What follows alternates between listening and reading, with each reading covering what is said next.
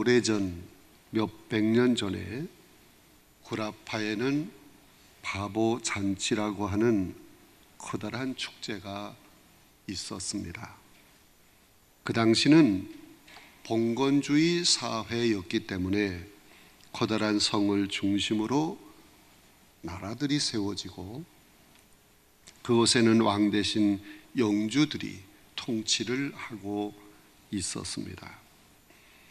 그리고 그 당시는 교회에 온갖 많은 권리, 특권이 주어져 있었습니다. 그로 인해서 교회는 엄청난 부귀영화를 누리고 있었습니다. 그런데 당시 매년 정월 1일에 바보 잔치라고 하는 축제가 벌어진 것입니다. 귀족들을 제외한 모든 서민들은 이 잔치를 너무도 즐겼습니다. 서민들은 바보상을 그린 가면을 뒤집어 쓰고 온종일 가두 행렬을 하였습니다. 풍자적인 연극을 통해서 우스꽝스러운 행동을 보였습니다. 그날만큼은 지위 고하가 없었습니다. 연극은 어떤 특별한 각본도 없었습니다. 모두들 바보의 가면을 쓰고 평소에 마음에 쌓인 것을 발산하고 폭로하는 그런 축제였습니다. 그 바보 잔치에서 종이 왕의 가면을 쓰고 나라의 잘못된 왕의 행세를 흉내내었습니다. 이 바보 잔치는 몇백 년 동안 계속 이어져 갔습니다. 1431년 바셀 의회에서 귀족들과 성직자가 이 바보 잔치를 폐지하는 것을 결정을 하고 그 잔치를 벌이지 말라고 명령을 내렸습니다. 그러나 바보 잔치는 계속해서 민중 생활 깊이 파고 들어가 100년 이상 계속되었던 것입니다. 당시 타락한 사회는 아름답지 않은 것을 아름다운 것처럼 꾸며서 아름답게 보라고 강요를 했습니다. 참과 진실이 아닌 것을 참인 것처럼 꾸며놓고 참이라고 강요를 했습니다. 서민들은 뻔히 잘못된 줄 알면서 입을 막아야 했고 못 본 척 눈을 감아야 했습니다. 그러한 답답한 현실 속에서 하루뿐인 이 바보 잔치를 통해서 풍자적이지만 참과 진실과 아름다움을 말할 수 있었던 것입니다. 1968년 봄에 미국에서는 한 달 사이를 두고 위대한 지도자 두 사람이 암살이 되었습니다. 그 중에 한 사람은 로버트 케네디였습니다. 그는 대통령 후보가 되어서 유세를 하고 있던 정치 지도자였습니다. 유망한 사람이었습니다. 또 다른 한 사람은 흑인 지도자 마틴 루터 킹 목사였습니다. 이 두 사람에게는 아주 비슷한 점이 몇 가지 있었습니다. 첫째, 두 사람은 모두 젊은이들의 영웅이었습니다. 가는 곳마다 미국의 많은 젊은이들이 광신적으로 따르고 환영하며 찬양했습니다. 두 번째, 두 사람은 모두 미국 사회가 병들었기 때문에 새로운 변화가 이루어져야 된다 하는 이러한 생각을 가지고 꿈을, 비전을 이야기했습니다. 그들의 연설, 그들의 강연은 살아있는 꿈의 표현들이었습니다. 그 연설을 듣기만 해도 가슴이 뭉클했다는 것입니다. 셋째, 두 사람은 모두 암살되었다는 생의 비극마저 같았습니다. 그러나 두 사람 사이에는 결정적인 다른 점이 한 가지 있었습니다. 두 사람이 암살이 되어 미국을 울음바다가 되게 하였지만 그 이후에 일어난 일은 전혀 달랐어요. 돈이 많고 명성이 높았던 정치인 로버트 케네디가 죽은 후에 미국은 잠시 슬퍼했지만 그 외에는 아무런 역사도 변화도 일어나지 않았습니다. 그러나 마르틴 루터 킹 목사의 경우는 전혀 달라요. 그가 죽기 전에 수많은 오해와 핍박을 받았습니다. 그러면서도 미국의 내일을 위해서는 흑인들도 동등한 인간 대우를 받아야 한다는 꿈을 외친 것입니다. 그랬던 마르틴 루터 킹 목사가 죽었을 때 그의 죽음은 죽음으로 끝나지 않았습니다. 오히려 그의 죽음은 미국의 새 역사를 만들어내기 시작했습니다. 100여 년 동안 미국 국회에서 지연되어 온 흑인의 그 기본권 세 가지가 킹 목사가 죽은 지 3일 만에 국회를 통과했어요. 흑인들은 돈이 있어도 집을 살 수 없다. 머리가 좋아도 흑인이라는 이유로 백인 학교에 갈 수 없었습니다. 흑인은 자격이 있어도 얼굴이 검다고 하는 단 그 하나의 이유 때문에 취직을 할 수 없었습니다. 그런 흑인들이 법적인 동등권을 얻게 된 것입니다. 이것은 분명히 미국의 새 역사의 한 획을 긋는 계기가 된 것입니다. 어쩌면 마르틴 루터 킹 목사님으로 인해서 지금의 흑인 대통령이 나오게 된 것이라고 볼 수 있습니다. 이것은 참으로 놀라운 일입니다. 엄청난 사건입니다. 오늘날 바보 잔치라고 하는 이 축제는 그 어디에도 없습니다. 그러나 마르틴 루터 킹 목사는 20세기의 새로운 바보 축제 잔치를 벌려놓았던 사람입니다. 그는 본래 법학을 공부하기를 원했습니다. 그러나 버림받고 있는 흑인들의 눈물을 그냥 버려둘 수가 없었습니다. 그래서 목사가 되었습니다. 그는 신학 박사였습니다. 대학교 교수였습니다. 대학교 총장으로 초청을 받기도 했습니다. 그가 가난한 목사가 되지 않았다면 얼마든지 대우받고 살 수 있었어요. 흑인이지만. 혼자서 잘 살 수 있었던 그가 가난했던 자기 형제들을 위해서 살기로 결심하고 결단했습니다. 그러므로 그는 수지타산으로만 계산을 하는 우리 삶의 기준에서 보면 분명히 바보였어요. 얼마든지 그가 잘 살 수 있었는데 스스로 그는 20세기의 바보들 중에 두목 바보였습니다. 그런데 여러분, 놀라운 사실을 알아야 합니다. 바보 마르틴 루터 킹 목사를 사로잡았던 더 큰 바보가 있었습니다. 그가 누굽니까? 그는 선지자 이사야가 예언한 메시아입니다. 메시아는 지상 최대의 바보가 온다는 것을 예언했어요. 그의 예언에 따르면 메시아는 고운 모양도 없고 풍채도 없는 사람이라고 하였습니다. 흠모할 만한 아름다운 것도 없다고 했습니다. 멸시를 받아서 사람들에게 버림받는다고 하였습니다. 이사야가 계속해서 한 말이 무엇입니까? 그는 실로 우리의 질고를 지고 우리의 슬픔을 당한다고 하였습니다. 그는 징벌을 받아서 하나님께 맞으며 고난을 당한다고 했습니다. 그가 찔림은 우리의 허물 때문이요 그가 상함은 우리의 죄악 때문이라고 했습니다. 이사야가 예언한 그는 이새의 줄기에서 나올 예수 그리스도 그분이었습니다. 이사야는 예수님이 탄생하기 전 700년 전에 활동하던 선지자였습니다.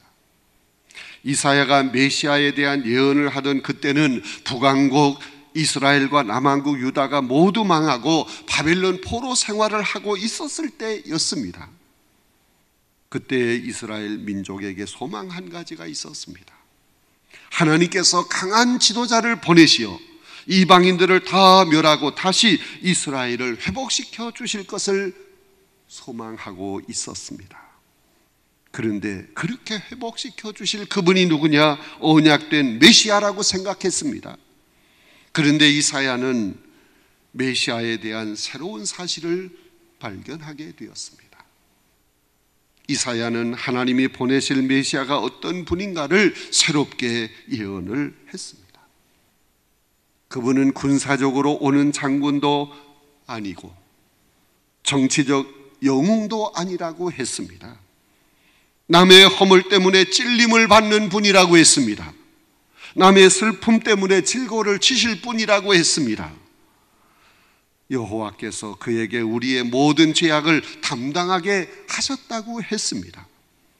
그는 고통 중에서도 잠잠한 양처럼 그 입을 열지 아니하실 것이라고 했습니다. 장차 오시는 그분은 고난받는 종이라고 예언을 했습니다. 이것은 당시 이스라엘 백성들이 기다리던 메시아와는 정반대 개념의 메시아 예언이었습니다. 그러나 이사야는 메시아는 고난받는 민족 속에 오셔서 고난을 대신 지시는 하나님의 종이라고 하였습니다. 그 메시아가 바로 예수 그리스도이십니다.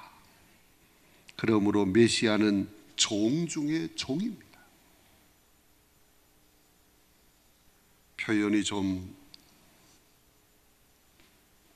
좋은 표현일지 모르지만 바보 중에 바보입니다. 종으로 오신 예수 그리스도, 그분은 본래 하나님이셨습니다. 그러나 보좌를 버리시고 이 땅에 낮고 천한 육신의 모습으로 오신 것입니다. 이 땅의 슬픔과 눈물을 외면하지 아니하시고 성육신하신 것입니다. 메시아가 죄인의 몸을 입으시고 이 땅에 오신 그 자체가 하나님의 고통이요 하나님의 사랑이었습니다. 이사야는 장차 오시는 메시아의 모습을 이렇게 말하고 있습니다. 그가 찔림은 우리의 허물을 인하며 그가 상함은 우리의 죄악을 인함이라. 이사야의 예언의 말씀대로 마침내 메시아는 고난받는 종의 모습으로 이 땅에 오셨습니다.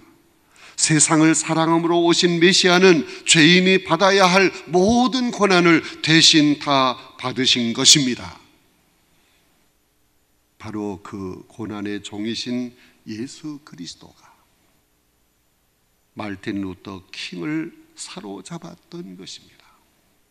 그래서 바보 잔치를 벌리게 한 것입니다. 그런데 오늘 우리에게는 이러한 바보 잔치가 없습니다. 오늘날 우리에게는 많은 예배와 많은 수없는 행사를 계획하고 진행하고 있습니다. 종으로 오신 예수 그리스도가 없는 화려한 잔치만 하고 있습니다. 고난의 종으로 오신 주님은 아예 안중에도 두지 않고 있습니다. 고난의 종으로 오신 주님이 없는 예배, 그런 예배는 주님이 발붙일 곳이 없는 것입니다. 미국의 어느 교회에서 예배가 막 시작되려고 하였습니다. 그때 한 흑인이 예배에 참여하기 위해서 계단에 올라가려고 합니다. 그러자 안내하던 사람이 뛰쳐나와서 그의 앞길을 막았습니다. 예배 드리기 위해서 왔다고 해도 완강하게 그 앞길을 막았습니다. 그리고 이렇게 말을 했습니다. 이 교회는 백인들만 드리는 교회입니다. 백인들만 예배 드리는 교회입니다. 흑인은 들어갈 수 없다. 앞을 막았어요. 할 수 없이 흑인은 계단 끝에 앉아서 그 교회 안에서 들려오는 찬송 소리를 듣고 눈물을 흘리고 있습니다. 그때 한 분이 흑인 옆에 다가와서 앉았습니다. 그리고 다정하게 물었습니다. 왜 예배당에 들어가지 않고 여기서 이렇게 울고 있는가? 거기는 대답을 합니다. 들어가지 못하게 막아서 할 수 없이 여기서 들려오는 찬송 소리를 들으며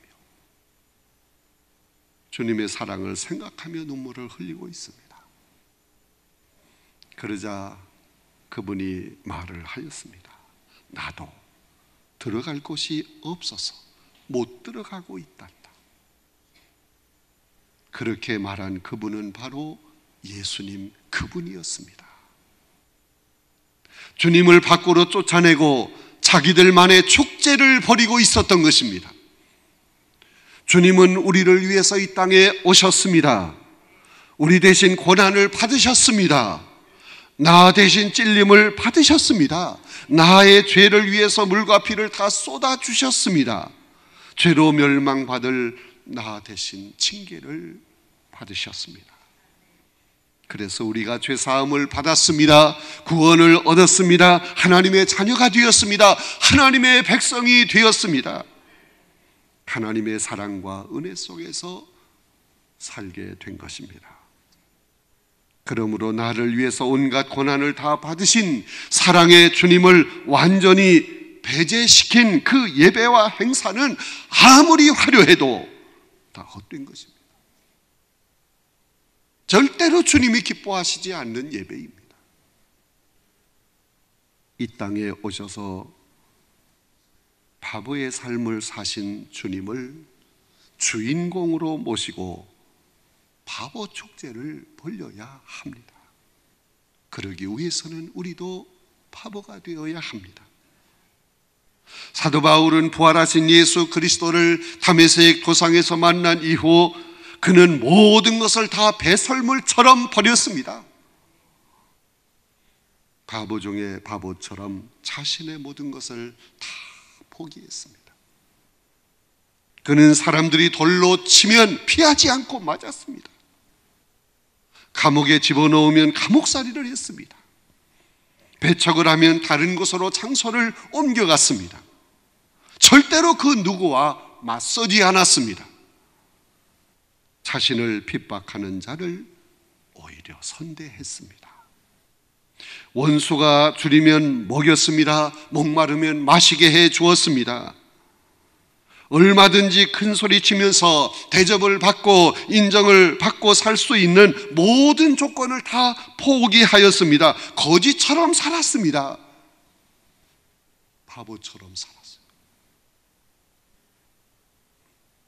그는 바보 대장이신 예수 그리스도를 따르기 위해서 그랬던 것입니다. 바울은 오직 예수 그리스도를 위해서 자신의 모든 기득권을 다 버렸습니다.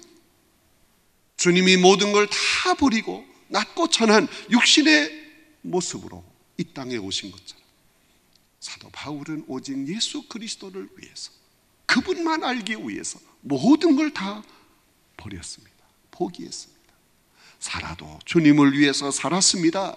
죽어도 주님을 위해서 죽으려고 했습니다. 먹어도 마셔도 오직 주님을 위해서 했던 것입니다. 바보처럼 살았어요. 그는 마침내 복음이신 주님을 증거하다가 로마에서 목배임을 당했습니다.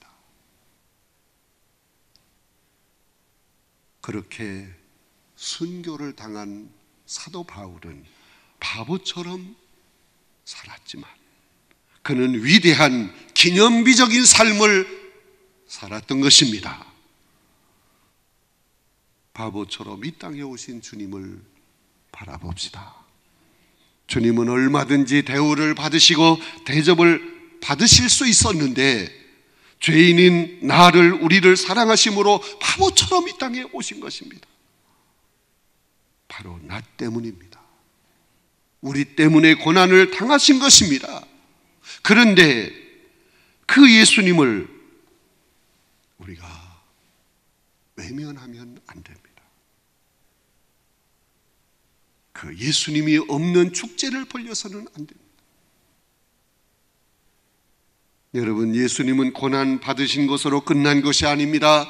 우리 주님은 바보처럼 그런 모습을 보였지만 말없이 잠잠히 십자가를 지시고 못 박히셨지만 그것으로 끝난 것이 아닙니다. 우리 주님은 부활하셨습니다. 승리하신 것입니다. 승리하신 주님으로 인해서 사도들이 모여서 승리하신 그날에 예배를 드리기 시작했습니다. 그날이 바로 우리가 지키는 주일 예배인 것입니다. 그러므로 주일 예배는 승리하신 주님을 찬양하며 드리는 바보 잔치여야 하는 것입니다. 예수님은 자신을 위해 찔림을 받으신 것이 아닙니다. 우리의 허물과 죄악 때문에 찔림을 받으신 것입니다. 예수님은 합리적이고 가산적인 인간들 속에서 미치고 손해나는 사랑과 진실로 섬기기 위해 오신 고난의 종이셨습니다. 그 예수님의 사랑에 감사 감격해 하면서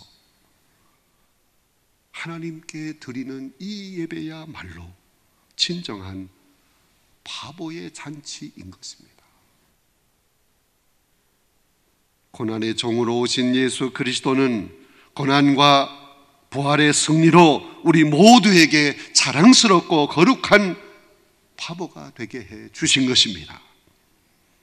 우리는 감사함으로 이 바보 잔치를 위해서 우리의 시간과 몸과 물질을 다 드려야 합니다.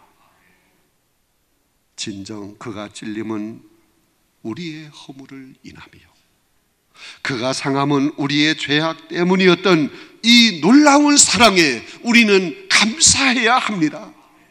이 놀라운 은혜에 무엇으로 우리가 보답할 수 있습니까?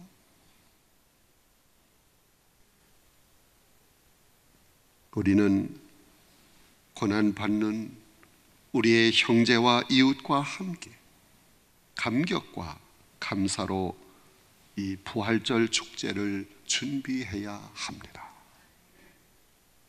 나를 위해, 우리를 위해 고난 당하신 주님의 사랑에 감사하며 부활주의를 맞이해야 합니다.